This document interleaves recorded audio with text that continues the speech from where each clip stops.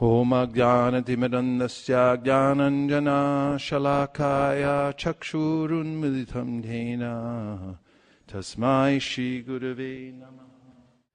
Nectar Devotion 21, Qualities of Sri Krishna.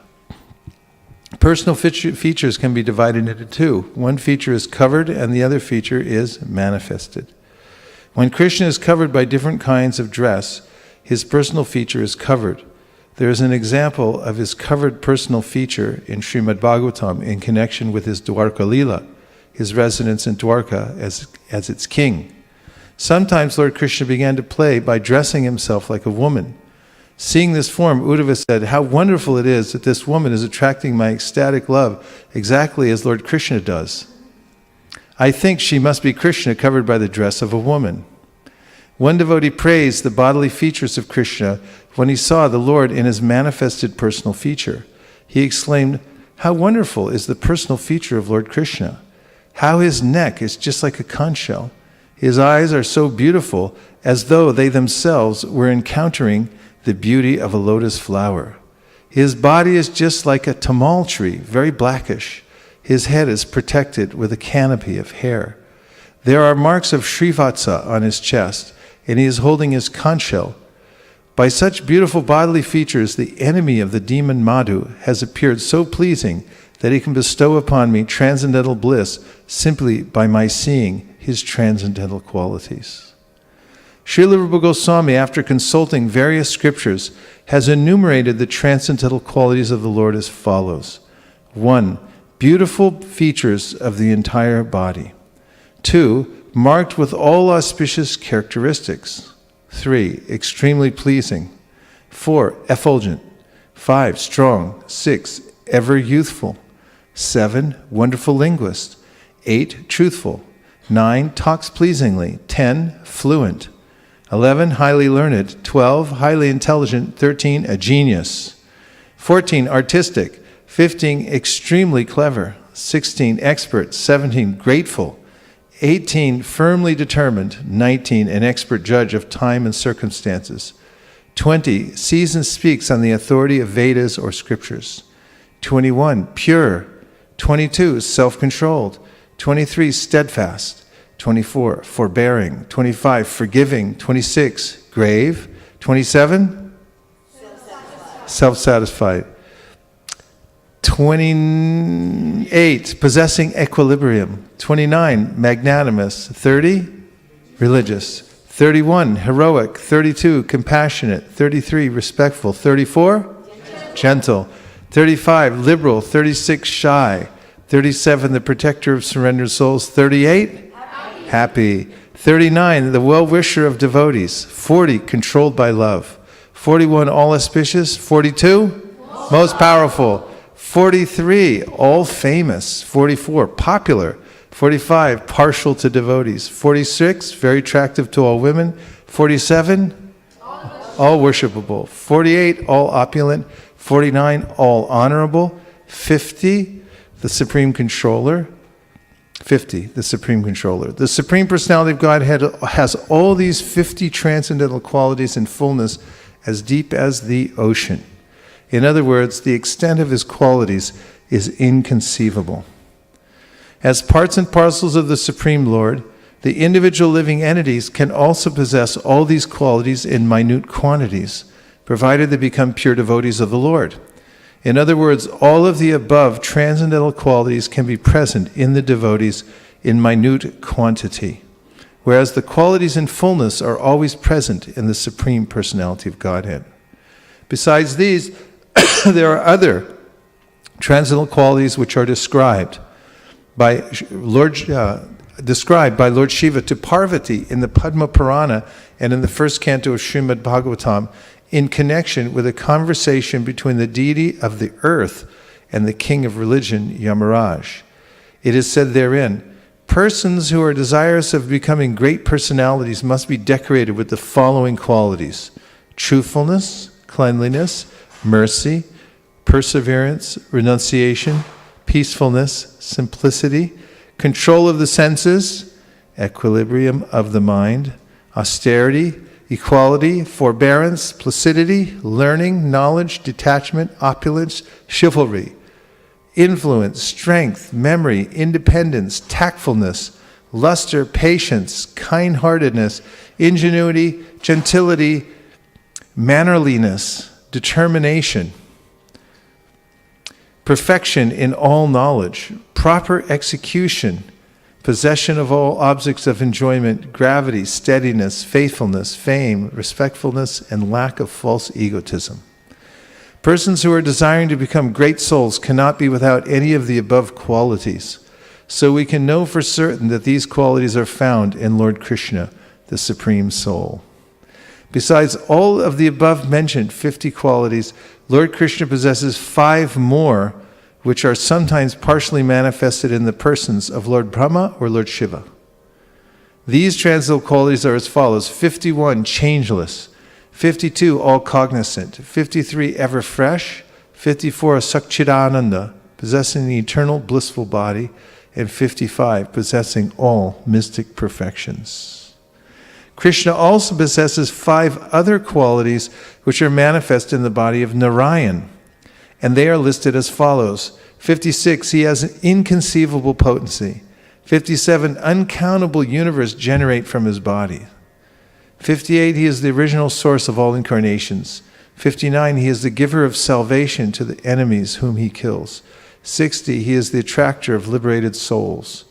All these transcendental qualities are manifest wonderfully in the personal feature of Lord Krishna.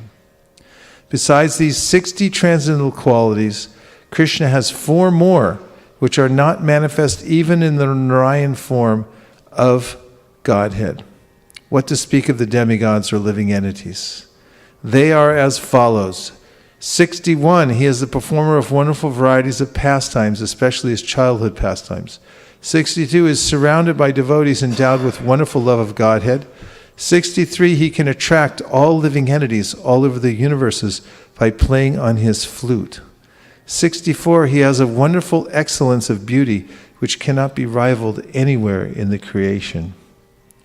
Adding to the list these 4 exceptional qualities of Krishna, it is to be understood that the aggregate number of qualities of Krishna is 64.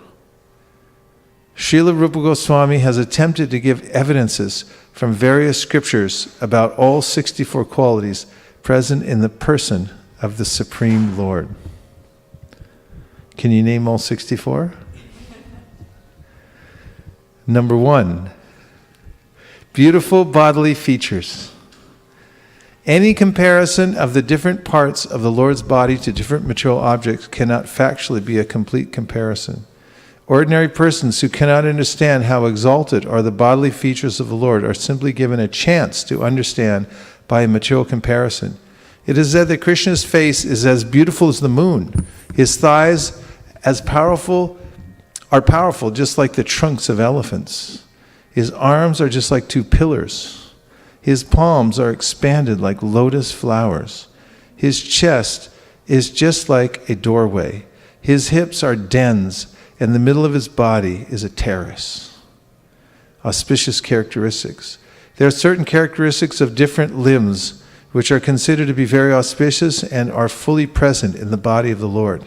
In this connection, one friend of Nanda Maharaj, speaking about Lord Krishna's auspicious bodily symptoms, said, "My dear king of the cowherds, I can find 32 auspicious symptoms on the body of your son. I'm wondering how this boy could have taken birth in a family of cowherd men." Generally, when Lord Krishna appears, he does so in a family of Kshatriyas, as did kings, as did Lord Ramachandra, and sometimes in a family of Brahmanas. But Krishna accepted the role of son of Maharaj Nanda, despite the fact that Nanda belonged to the Vaishya community. The business of the Vaishya community is trade, commerce, and the protection of cows. Therefore, his friend, who may have been born into a Brahmana family, expressed his wonder at how such an exalted child could take birth in a family of Vaishyas. Anyway, he pointed out the auspicious signs on the body of Krishna to the boy's foster father. Who's his foster father? He's a foster child. He continued, This boy has a reddish luster in 7 places: his eyes, the ends of his hands, the ends of his legs, his palate, his lips, his tongue, and his nails. A reddish luster in these 7 places is considered to be auspicious. 3 parts of his body are very broad: his waist, forehead, and chest. 3 parts of his body are short: his neck, thighs, and genitals. 3 parts of his body are very deep: his voice, intelligence, and navel. There are highness in 5 parts of his body: his nose, arms, ears, forehead, and thighs. In 5 parts of his body there is fineness: his skin, the hairs on his head, and the other parts of his body. His teeth and his fingertips. The aggregate of all these bodily features is manifest only in the bodies of great personalities. Whenever we go to Jagannath Puri, at Tota Gopinath, there's a tree outside. Madhavananda always stops there to show us that if you feel the leaf on that tree, it's very soft. So this, they say, there in Puri, this is how Krishna's skin feels. Very soft, it's delicate. The fate lines on the palm are also considered to be auspicious bodily symptoms. In this connection, one old gopi informed King Nanda, "Your son possesses various wonderful fate lines on his palms. There are the signs of lotus flowers and wheels on his palms, and on his soles there are the signs of a flag, a thunderbolt, a fish, a rod for controlling elephants, and a lotus flower. Please observe how auspicious these signs are." Pleasing. Beautiful bodily features which automatically attract the eyes are called ruchira. Called what? Ruchira. Pleasing. Krishna possesses this attractive feature of ruchira in his personal features. In the 3rd canto, 2nd chapter, verse 13 of Srimad Bhagavatam, there is a statement about this. The Supreme Personality of Godhead in his pleasing dress appeared at the scene of the sacrificial arena where King Yudhishthira was performing the Rajasuya sacrifice. All important personalities from different parts of the universe had been invited to the sacrificial arena. And all of them, upon beholding Krishna there, considered that the Creator had ended all of his craftsmanship in the creation of this particular body of Krishna. It is said that the transcendental body of Krishna resembles the lotus flower in 8 parts, namely his face, his 2 eyes, his 2 hands, his navel, and his 2 feet. The gopis and inhabitants of Vrindavan used to see the luster of lotus flowers everywhere, and they could hardly withdraw their eyes from such a vision. Somebody give me a verse from Queen Kunti about the lotus. Take the microphone. Where are all the microphones, by the way?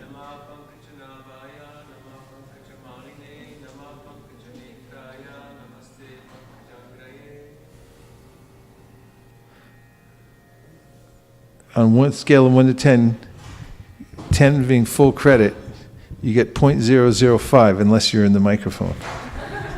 Hari. Nama pankacha nabaya, nama pankacha maline, nama pankacha netraya, namaste pankajangraye. Can you tell us a little bit, whatever you know about that verse, can you tell us? Yeah.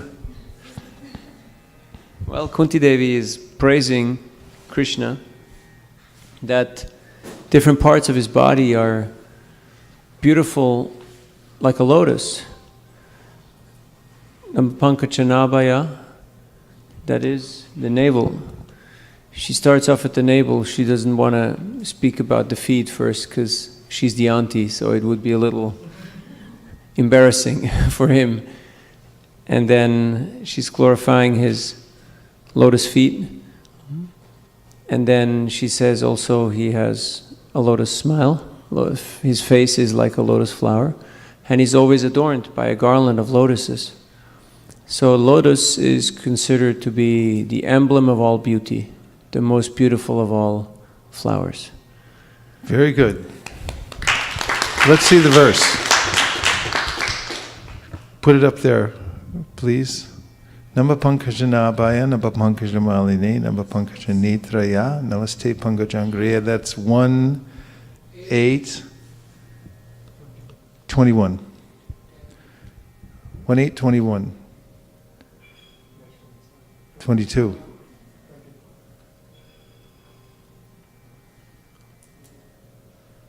I'll say, please repeat. Nama Pankajanabhaya. Nama Pankajamaline. Nama Pankajanetraya. Namaste Pankajangraye. Namaha. All respectful obeisances. Pankajanabhaya. Unto the Lord who has a specific depression resembling a lotus flower in the center of his abdomen.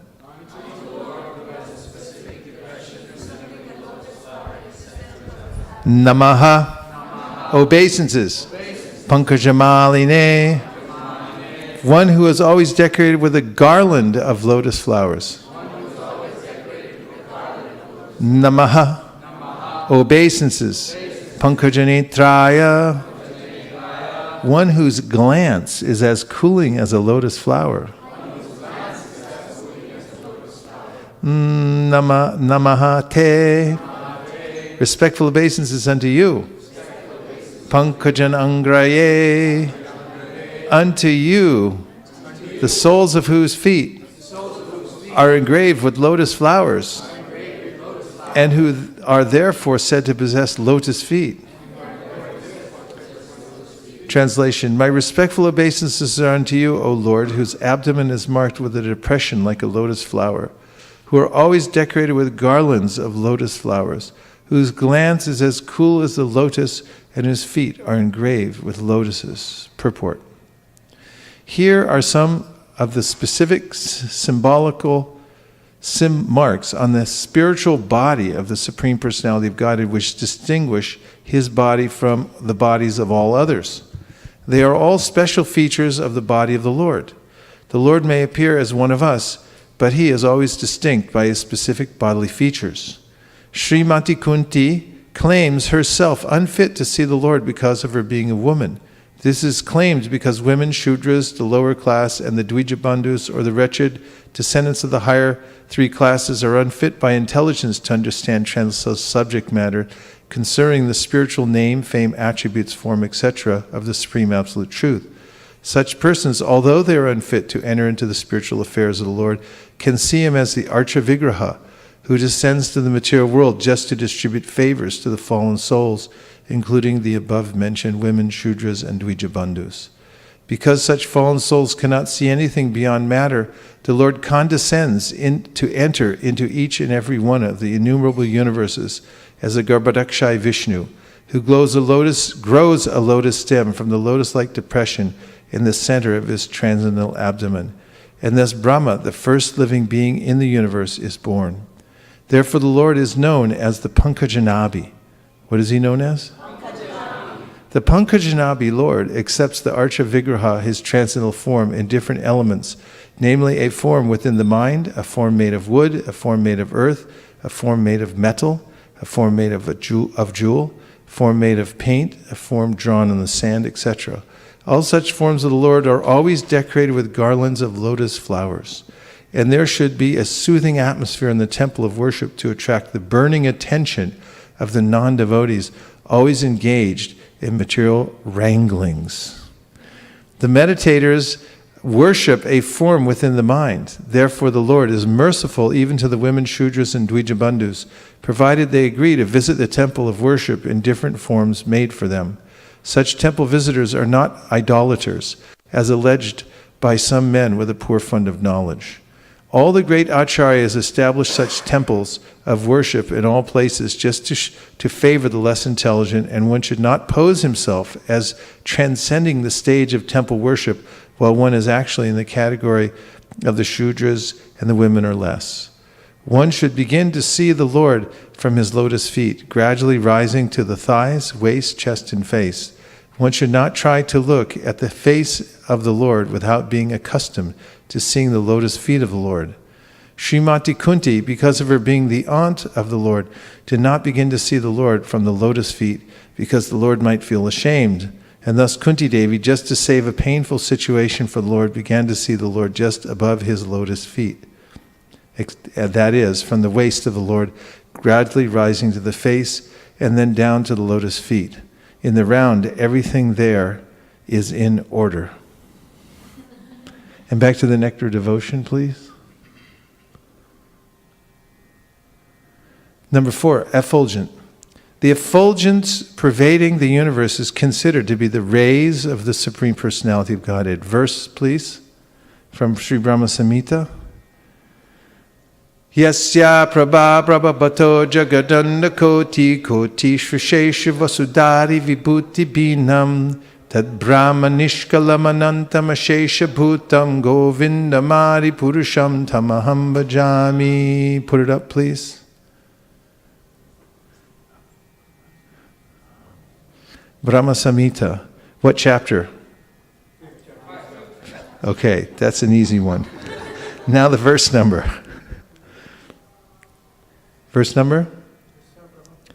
Yasya prabha prabhapato jagadanda koti koti shashesha vasudha dari vibhuti binnam tad brahm 40. Yonju.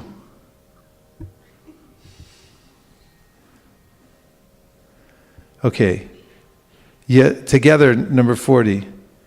Yasya prabha prabhabato jagadanda koti koti shrishesha vasudari vibhuti binnam tad brahma nishkalamanantam ashesha bhutam govindamari purusham tamaham bhajami. Translation and purport, please.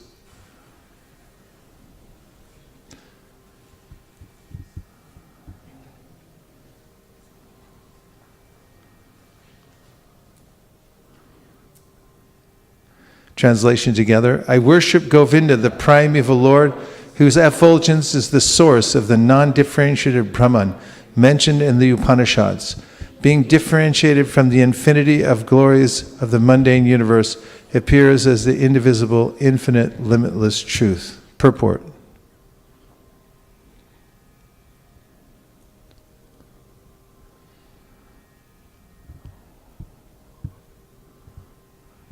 We're just fascinated by seeing how fast he can go. We should have an Olympics for this activity some weekend. Ramananda would win, though. Purport. The mundane universe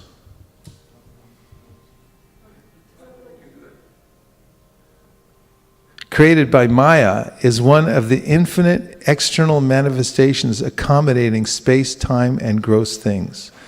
The impersonal aspect of Godhead, the non-differentiated Brahman, is far above this principle of mundane creation.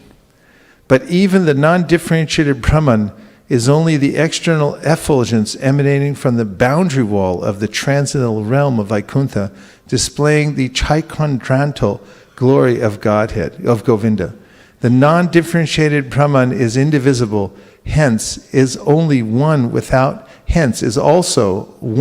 a second, and is the infinite and residual entity.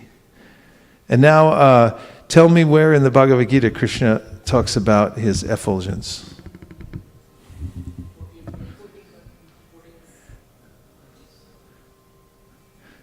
Go ahead, take a shot. Which one is it? 14? 14.26? 26. No, 27.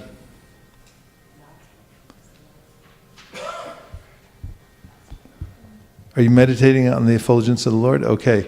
I'll say, please repeat. Brahmano hi pratishtaham amritasya vayasya cha shashvatasya chatarmasya Sukasya kantikasya cha Brahmano hi pratishtaham Amritasya vayasya cha Shashvatasya chatarmasya Sukasya kantikasya cha Brahmano hi pratishtaham Amritasya vayasya cha Shashvatasya chatarmasya Sukasya kantikasya cha Brahmanaha of the impersonal Brahma Jyotir. He Certainly. certainly. Pratishta, the rest. Aham, I am. Amritasya, of the immortal. Avyayasya, of the imperishable. Cha, also. Shashvatasya, of the eternal. Cha, and dharmasya, of the constitutional position. Sukhasya, of happiness. Aikantikasya, ultimate. Aikantikasya, ultimate. Aikantikasya, ultimate. And if I was going to say ultimate in Sanskrit, what would I say? Cha, also. Translation, and I am the basis of the impersonal Brahman, which is immortal, imperishable, and eternal, and is the constitutional position of ultimate happiness. Purport, the constitution of Brahman is immortality, imperishability, eternity, and happiness. Brahman is the beginning of transcendental realization. Paramatma, the Supersoul, is the middle, the second stage in transcendental realization, and the Supreme Personality of Godhead is the ultimate realization of the Absolute Truth. Therefore, both Paramatma and the impersonal Brahman are within the Supreme Person. Someone give me a verse from the first canto, second chapter, 11th verse, which describes this Trinity. Vadanti tat tattvavidas tattvam yajnanam advayam brahmeti paramatmeti bhagavan iti shabdyate. Everyone else knows it, say it. Vadanti tat tattvavidas tattvam yajnanam advayam brahmeti paramatmeti bhagavan iti shabdyate. It is explained in the 7th chapter that the material nature is the manifestation of the inferior energy of the Supreme Lord. The Lord impregnates the inferior material nature with fragments of the superior nature, and that is the spiritual touch in the material nature. When a living entity conditioned by this material nature begins the cultivation of spiritual knowledge, he elevates himself from the position of material existence and gradually rises up to the Brahman conception of the Supreme. How does he do that? When a living entity conditioned by this material nature begins the cultivation of spiritual knowledge, he elevates himself from the position of material existence and gradually rises up to the Brahman conception that's supreme. That's a pretty important sentence. Can we hear it again?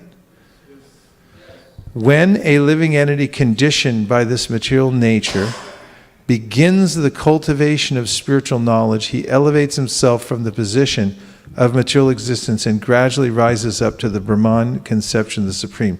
So someone give me an idea of what it means to begin the cultivation of spiritual knowledge, but back it up with some Shastric evidence. We need Sanskrit. Go ahead. Yes. Gaining a little faith in the association of the devotees. Adau Shraddha Tatak Sadhu. That's found in the Bhakti Rasamrita Sindhu. Hold that a little closer. Gaining a little faith in the association of the devotees. Adau Shraddha Tatak Sadhu. Can you say more about that? Well, somebody will gain a little bit of interest and curiosity, and they find value in associating with devotees, hearing more about Krishna consciousness. And so they come to a place like this. Nice. And so you're talking about how that's how they begin their cultivation. That's right. Shraddha, what does it mean, cultivation? Oh, we have mic up here.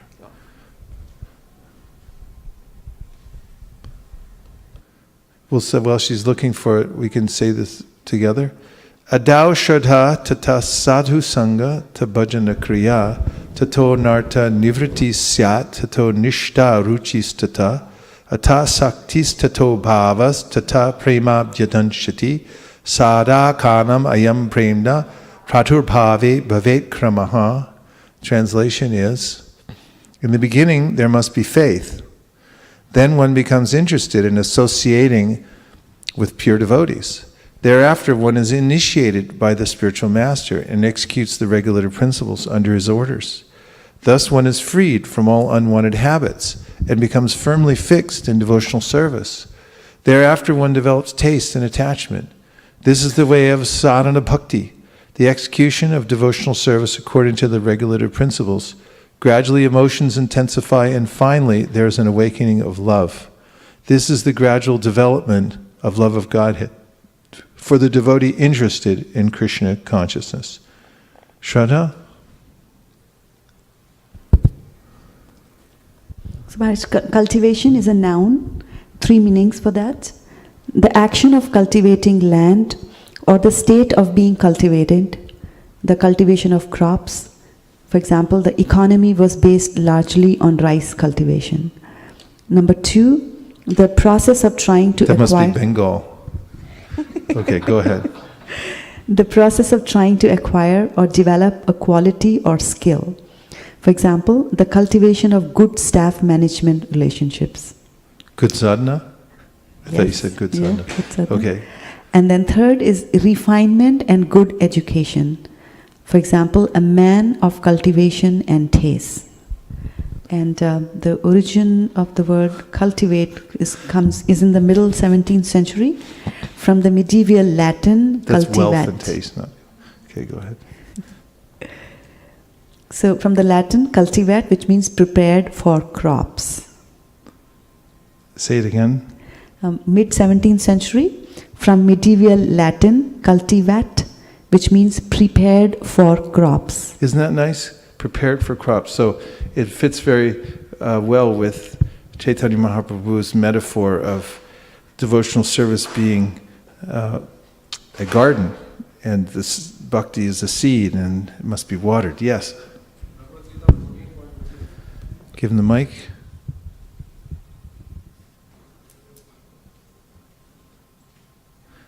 Please submit your evidence to the court. He wants, tell him the verse so he can put it up. Bhagavad-gita 14.26. 14.26. Go ahead. Mam cha yo avyabhicharena bhakti yogena sevate sagunan samatityan etan brahma bhuyaya kalpate. One who engages in full devotional service, unfailing in all circumstances, at once transcends the mode of material nature and thus comes to the level of Brahman. Purport. This verse is a reply to Arjuna's third question. What is the means of attaining to the transcendental position? As explained before, the material world is acting under the spell of the modes of material nature. What should not be disturbed by the activities of the modes of nature? Instead of putting his consciousness into such activities, he may transfer his consciousness to Krishna activities. Krishna activities are known as bhakti yoga, always acting for Krishna. This includes not only Krishna, but his different plenary expansions such as Rama and Narayan.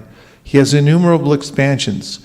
One who is engaged in the service of any of the forms of Krishna or his plenary expansions is considered to be transcendentally situated. One should also note that all the forms of Krishna are fully transcendental, blissful, full of knowledge, and eternal. Such personalities of Godhead are omnipotent and omniscient, and they possess all transcendental qualities. So if one engages himself in the service of Krishna or his plenary expansions with unfailing determination, although these modes of material nature are very difficult to overcome, one can overcome them easily. This has already been explained in the 7th chapter. One who surrenders unto Krishna at once surmounts the influence of the modes of material nature. To be in Krishna consciousness or in devotional service means to acquire equality with Krishna. The Lord says that his nature is eternal, blissful, and full of knowledge, and the living entities are part and parcel of the Supreme, as gold particles are part of a gold mine. Thus the living entity in his spiritual position is as good as gold, as good as Krishna in quality. The difference of individuality continues, otherwise there would be no question of bhakti yoga. Bhakti yoga means that the Lord is there, the devotee is there, and the activity of exchange of love between the Lord and his devotee is there. Therefore, the individuality of two persons is present in the Supreme Personality of Godhead and the individual person. Otherwise, there would be no meaning to Bhakti Yoga. If one is not situated in the same transcendental position with the Lord, one cannot serve the Supreme Lord. To be a personal assistant to a king, one must acquire the qualifications. Thus, the qualification is to become Brahman, or freed from all material contamination. It is said in the Vedic literature, Brahmaiva san brahmapyeti. One can attain the supreme Brahman by becoming Brahman. By attainment, this means that one must qualitatively become one with Brahman. By attainment of Brahman, one does not lose his eternal Brahman identity as an individual soul. And now we'll take a few reflections. Anything you've heard so far that's stuck in your mind that you want to reflect back. Harinama. I was struck by the fact that it says Krishna is self-controlled. And I thought of a few things, that he breaks pots, doesn't seem to be so self-controlled. He steals butter. He steals clothes of his girlfriends. And he pinches babies when they're asleep if he can't find any butter to steal. He eats dirt. So how is it possible we call him self-controlled? He's an enigma. What else?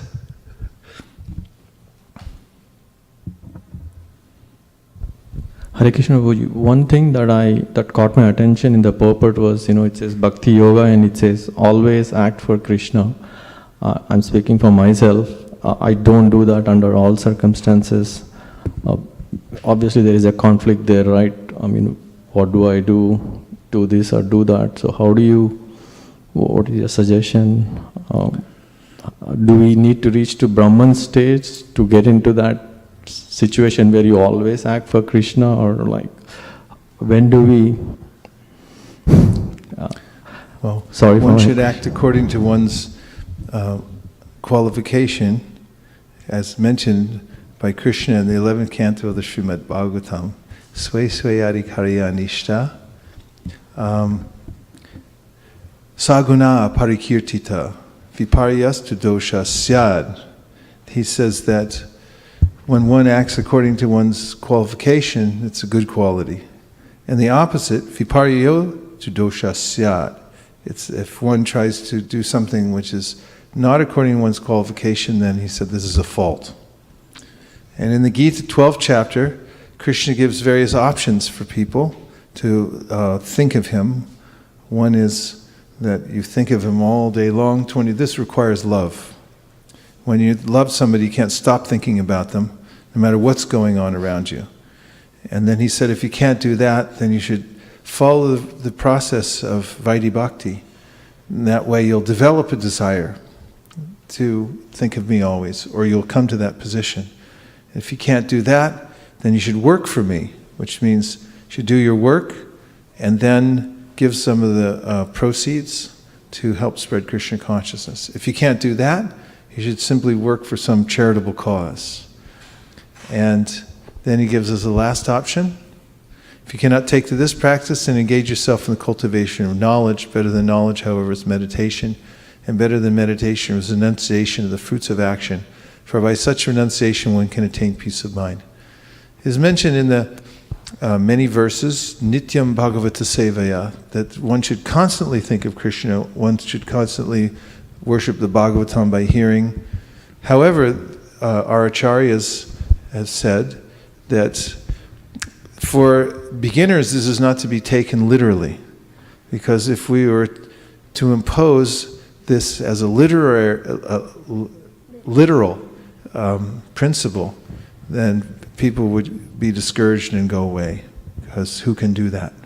Therefore, they say it means at least daily. For some time you should connect to the process of devotional service. So generally, devotees at various stages of their lives have more or less opportunity to do that. And according to their development, they have more or less taste to do that. And so, if you take advantage of the time that you have, when you have it, and the amount of taste that you have right now for engaging in those activities, and you do it to the best of your ability, then you'll grow from there.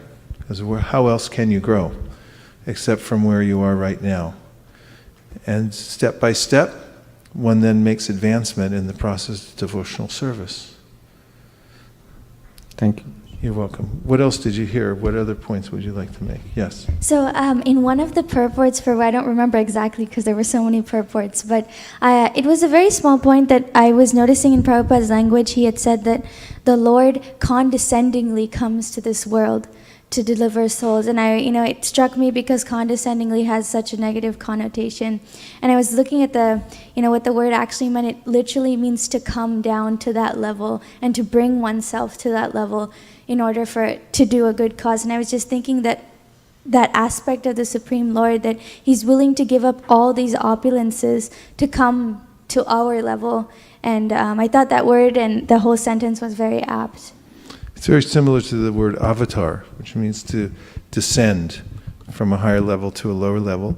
And one may ask, how is it that one could know the Supreme? If I'm limited, then the answer is that the Lord's unlimited, He's omniscient, He's omnipotent, so He has the prerogative to reveal Himself to the limited if He so chooses. Therefore, one of the verses in the Puranas says, Nayamatma pravachanena labhyo na medaya na bahuna shrutena yami vaisha vrinute tena labhyas tashaisha esha vrinute tanun swam, which means that you cannot attain the Supreme with your own powers. Nayamatma pravachanena. You may be an expert speaker, but it doesn't mean that you can see God. Namedhaya, you may be very intelligent. Nabahuna, Shrutena. You may know many different kinds of shastras and hear them again and again. But ultimately, Krishna reveals Himself to one whom He chooses. He's got that prerogative. He can condescend to one's level and present.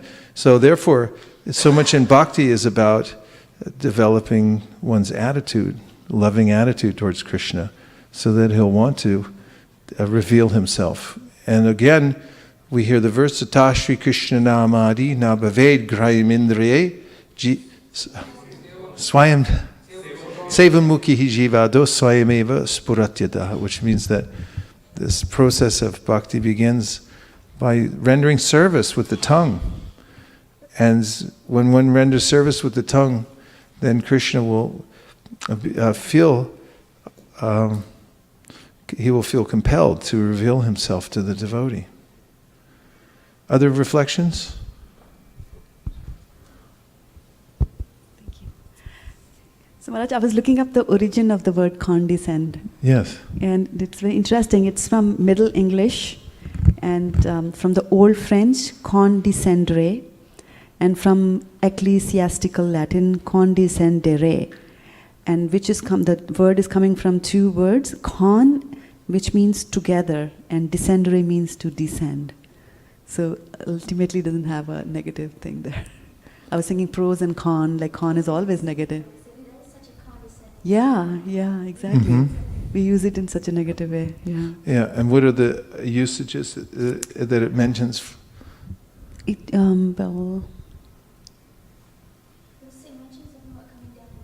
Yeah. We'll be waiting for 20 minutes before she condescends to appear. So that's an example they have given. And condescending smile. She thought the teachers were arrogant and condescending. So always negative. So there's a negative. Yeah. So I wonder why, it has such a positive origin and somehow turned negative down the line. Yeah, but the principle that we can remember is how Krishna's coming down. It's a descending process. He condescends. What else did you hear? So Maharaj, when we were reading from the 5th chapter of Bhagavad-gita, verse 19, I think, where it was talking about equanimity. 519. Yeah. talking about? It was talking about equanimity, and it said that a person who reaches that stage has actually crossed over the birth and death cycle. So those whose minds are established in sameness and equanimity have already conquered the conditions of birth and death. They are flawless like Brahman, and thus they are already situated in Brahman. What was it about that attracted you?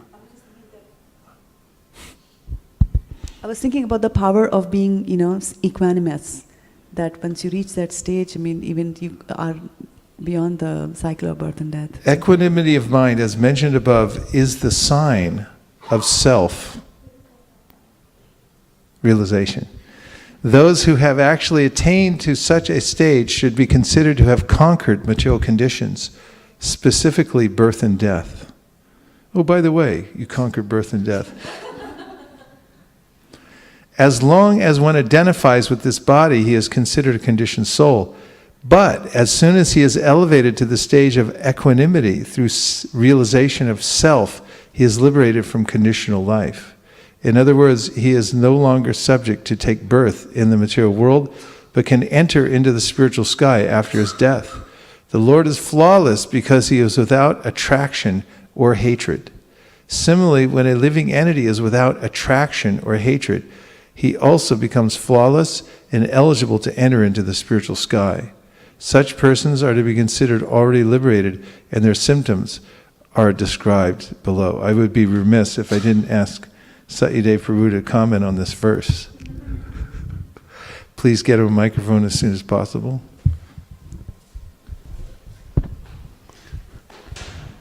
Hare Krishna. Let's welcome Satyadev Prabhu back to ISV. Haribol!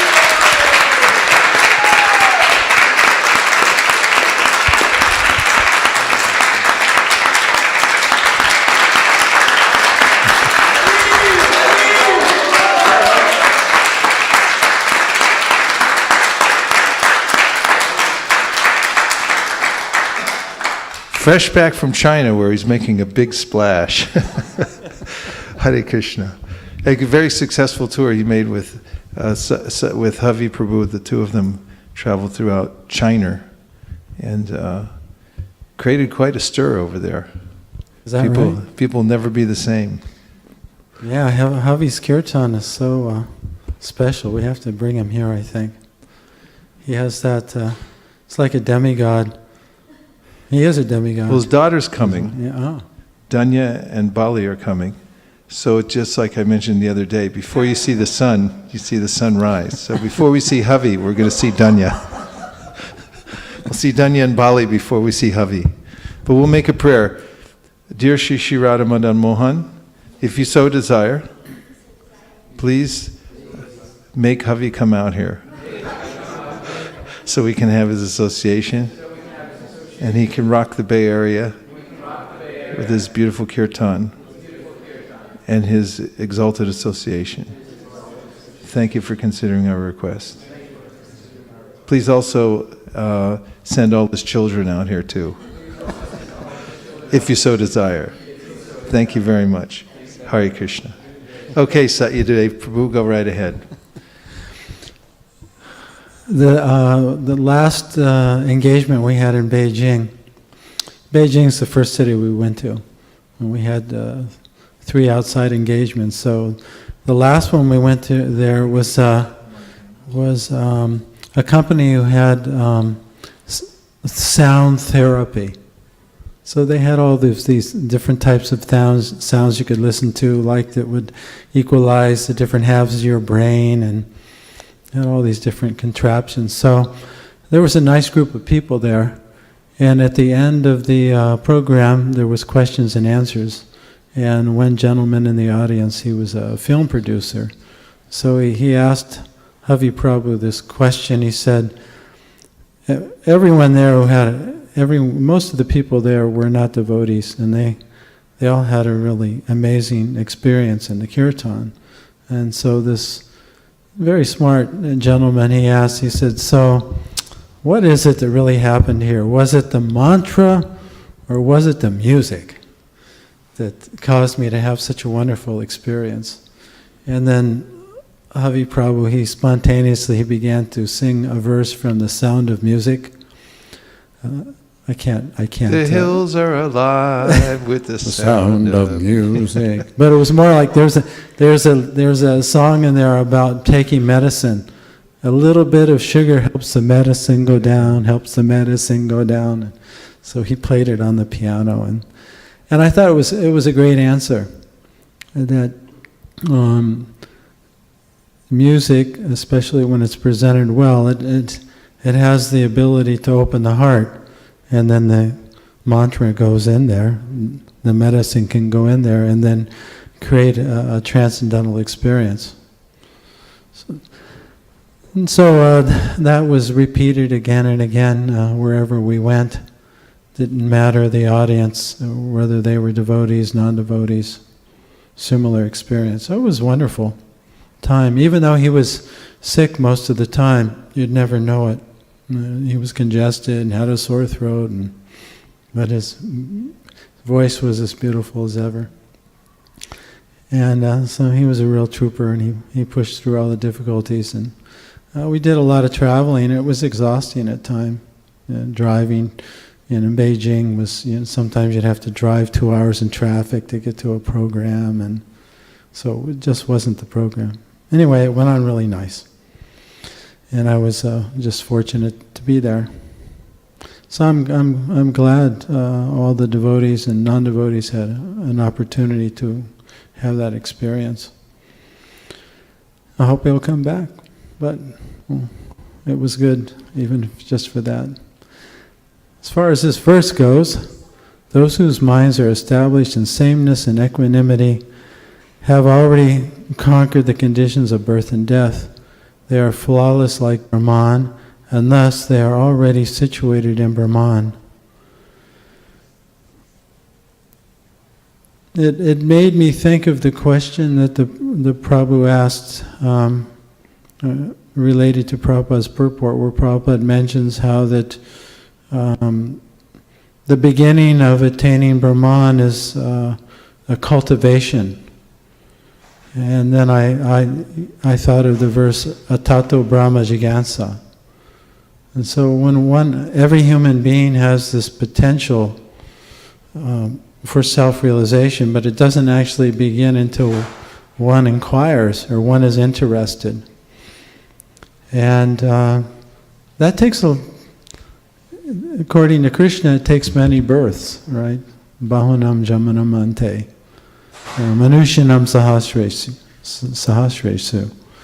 And so, but it's just the nature of the material world, and it's the nature of consciousness that, the living entity's nature is Brahman, and the material world's an incompatible situation. So eventually one comes to a point of saying, isn't there something more?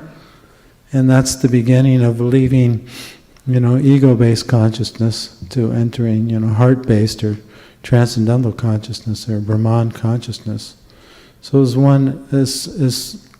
when one begins to inquire, then one starts a process of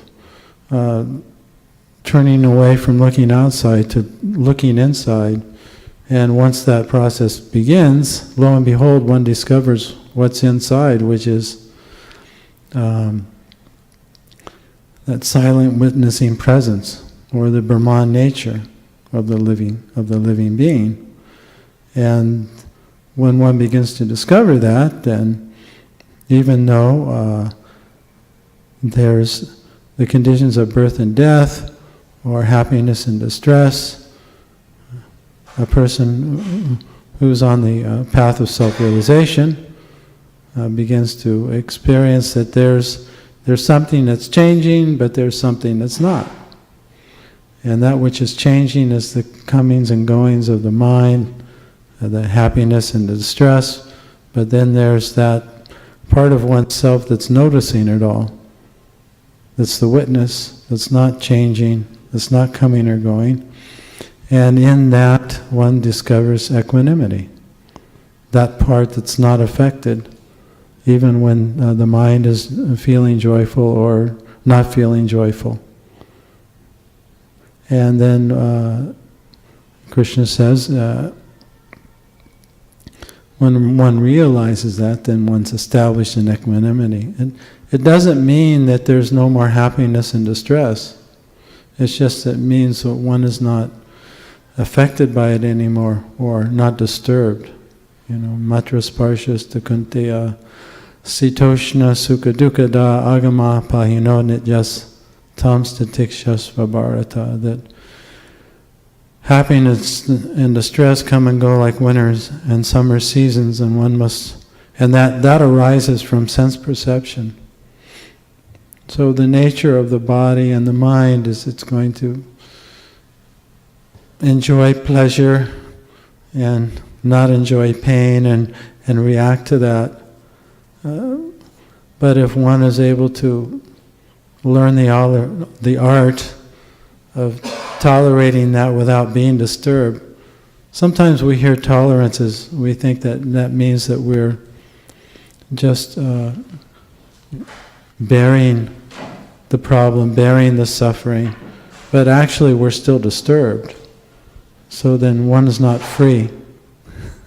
But if one can observe that, oh, I'm disturbed, oh, there's disturbance, there's suffering, and one can admit that, and then one can begin to see that there's also that part of myself that's not disturbed, that's witnessing it, that's actually okay, that's always okay, especially in the moment. Right? Only when we venture into the mind and into the past and the future is that we feel separation and we don't feel okay. So that process of that begins with self-inquiry, just being interested, and being able to ask the question, isn't there something more than this? And it all begins from that. If one has interest, then the Lord within the heart sees, oh, this person's wants to wake up, and then he makes arrangements. Speaking of waking up, thank you very much. That reminded me of that post you put up today, and the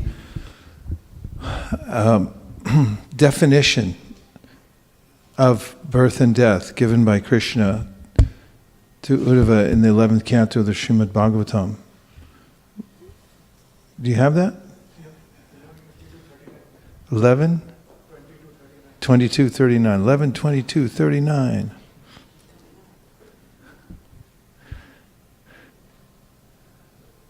What is birth and death anyway? When we talk about conquering birth and death and so forth, here are the definitions. When the living entity passes from the present body to the next body, which is created by his own karma, he becomes absorbed in the pleasurable and painful sensations of the new body, and completely forgets the experience of the previous body. This total forgetfulness of one's previous material identity, which comes about for one reason or another, is called death. Purport. Depending on one's karma or fruit of activities, one may achieve a beautiful, wealthy, or powerful body, or be degraded to abominable condition of life. Taking birth in heaven or in hell, the living entity learns to completely identify his ego with the new body, and thus becomes absorbed in the pleasure, fear, opulence, or suffering of the new body, completely forgetting the experiences of the previous body. Death occurs when the specific karma allotted to a physical body is finished. Since that particular body's karma is used up, it can no longer act upon one's mind.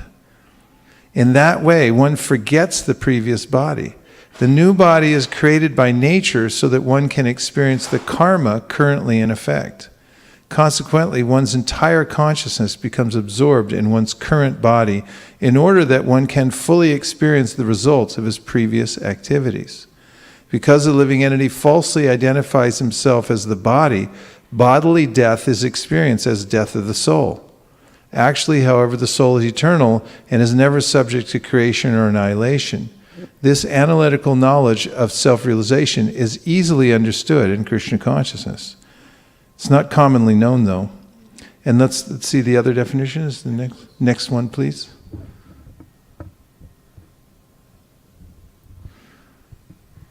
O most charitable Uddhava, this is Krishna speaking, what is called birth is simply a person's total identification with a new body. One accepts the new body just as one completely accepts the experience of a dream or a fantasy as reality.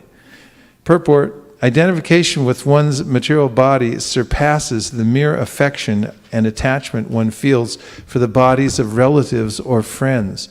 The word sarva bhavena here shows that one totally accepts the material body to be oneself, just as one completely accepts the experience of a dream as real.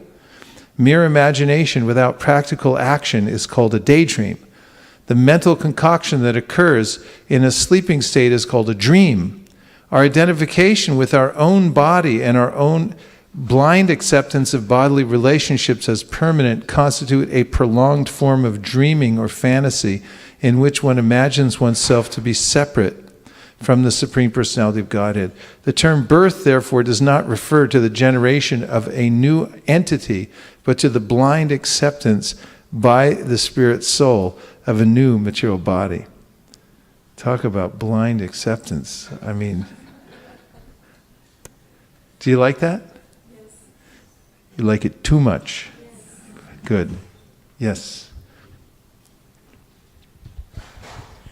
Krishna Maharaj, I had a question which was a follow-up from, I think, Brahma Bhuyai Kalpate purport, the 14.26. In that, Prabhupada mentions, or maybe the equanimity verse.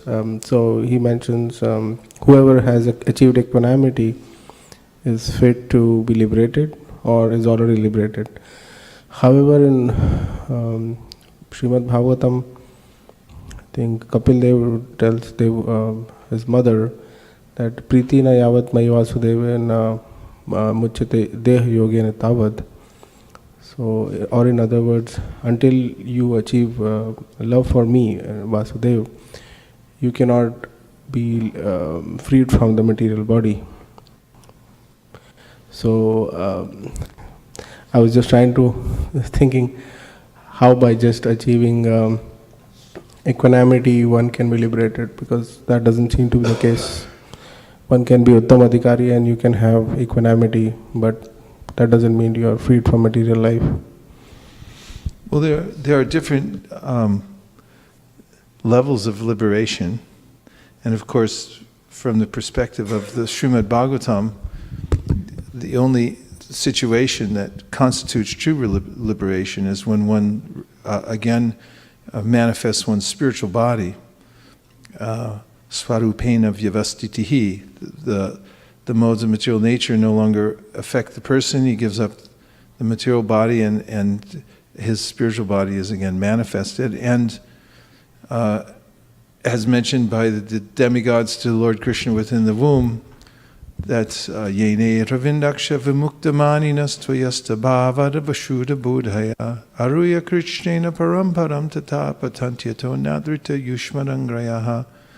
That until one comes to the position of reestablishing a relationship with Krishna, then whatever kind of liberation one attains will be short-lived, because it won't be able to completely satisfy the self, and one could fall down from that situation.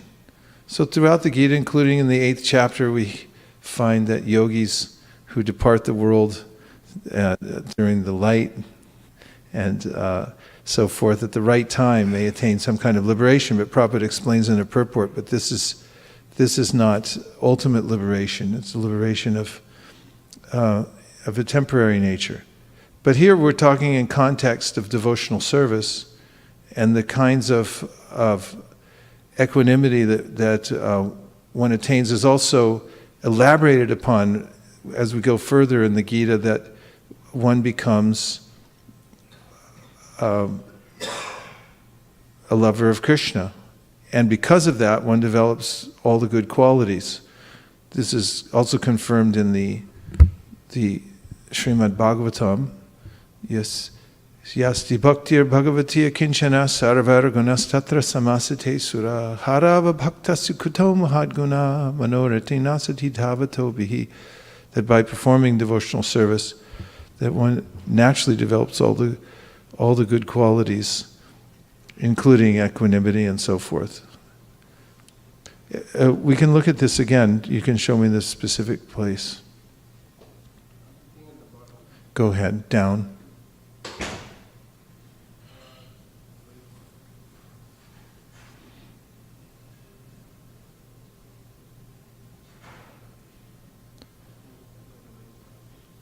Prabhu, it's at the very bottom, I think. No. You have to condescend more.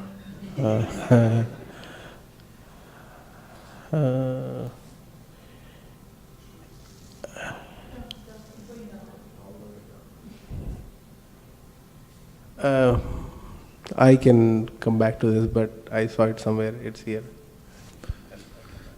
Yeah, there may be individual statements like that, but if you take it in the overall context, for instance, even if we're looking at the bottom, one can attain the Supreme Brahman by becoming Brahman. So someone can take that and say, oh, that means that we should merge into Brahman. This one sentence does not give the full context. This means one must be qualitatively become one with Brahman. But by attainment of Brahman, one does not lose his eternal Brahman identity as an individual soul. So extra information is necessary besides the point about equanimity, giving one liberation. But Satyadeva Prabhu explained it also as a technicality. We also heard it from what is birth and what is death. Those who are aware of the fact that they're a spiritual soul and they're not their body, observe the comings and goings and the workings of the body, as we read earlier in chapter 5. Naiva kinchit karomiti yukto manyeta tatvirit paschan shrinvan sprasan jigran ashnan gachan swapan swachan pralapan vishrunan grinan unvishan nimishan api indriyan indriyateshu vardanta iti dharayan. That the person who's liberated, naiva kinchit karomiti, he never identifies with the body even though it's moving in different ways. He sees it going on, but he doesn't identify with it. And that's a preliminary description of the perfection of life. There's also a postgraduate understanding. Okay. Yes.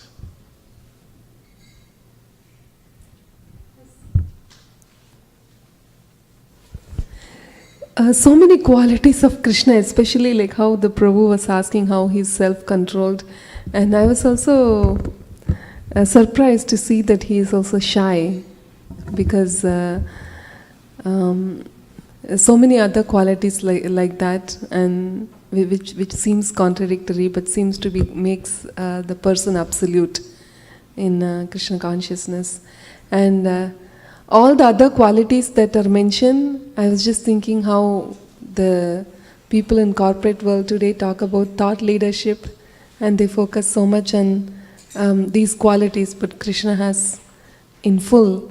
And how Prabhupada says that by becoming a devotee, all these qualities automatically become manifest, and one need not do any external endeavor to develop these divine qualities.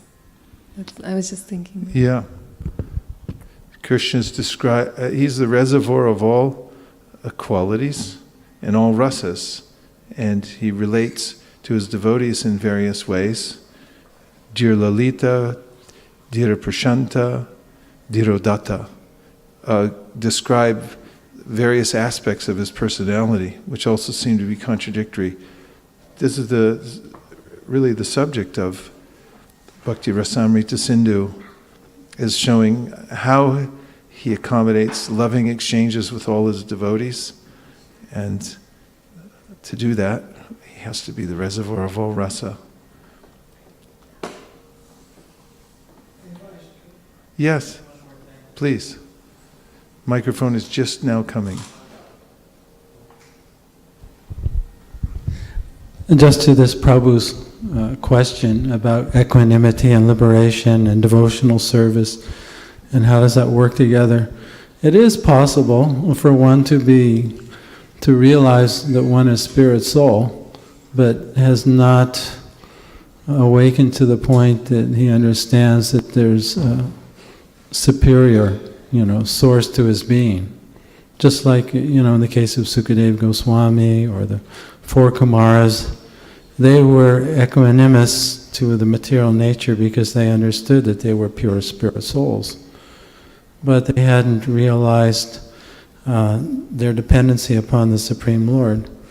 And then there's some sense, that the soul, when it comes into the contact with the material world, its nature to serve the Lord, the spontaneous nature, becomes perverted. And due to the influence of material nature, there is some aversion towards God. And so this aversion manifests even sometimes in souls that are almost liberated, or they realize, I'm pure consciousness, I'm not this material body, but they never ask the question, well, how did I ever forget it? What is that? What is this energy that's causing me, that caused me to forget my spiritual nature? They don't have that sense of there's something superior to themselves. So even though they're equanimous, they're not really fully liberated, and they can't engage, in bhakti, because they don't have any faith in the Supreme Personality of Godhead. They don't even have enough spiritual intelligence to ask the question, how did I forget? How did I get in this situation in the first place? But that doesn't mean that as one engages in bhakti, one doesn't become first qualified to understand that I'm Brahman, that I'm spirit by nature, and that I'm joyful by nature, and that I'm not the comings and goings of the body or the mind, and especially the mind. We talk a lot about not identifying with the body, but the identification with the mind is why we identify with the body, and we're absorbed in this continuous movie that's going on in our head, captured by that. And as long as we're captured by that, we don't notice that part of ourself that's actually always been free, always been liberated, always been eternal and joyful. So I think maybe that this is the area where maybe there's some confusion. So it's possible to be equanimous but not be liberated as a devotee. But it's not possible to be a devotee and not be liberated.